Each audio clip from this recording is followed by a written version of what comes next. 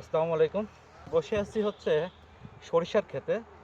তো এই যে দেখতে পাচ্ছেন এটা হচ্ছে সরিষা।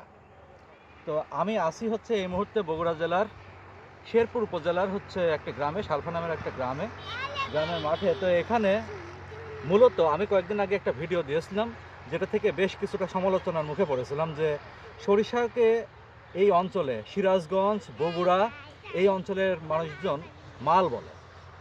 আমি নিজেও মানে অ্যাস্টনিশড হয়ে গেছিলাম যখন ফার্স্ট টাইম শুনলাম যে সরিষাকে মাল বলা হয়। এটা আবার কেমন কথা? মাল তো অ্যাকচুয়ালি পণ্যদ্রব্য, বিভিন্ন দ্রব্যাদিকে মাল বলা হয়।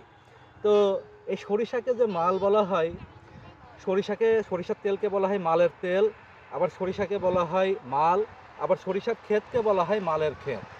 তো এই শুনতে কিছুটা বিদঘুটে লাগলেও আসলে কিন্তু সত্য কথা যে এই অঞ্চলের মানুষ সরিষাকে মাল বলা হয়, এবং সমস্ত যেই পর্যায়, এই পর্যায়গুলোকে বলা হয়ে থাকে মাল।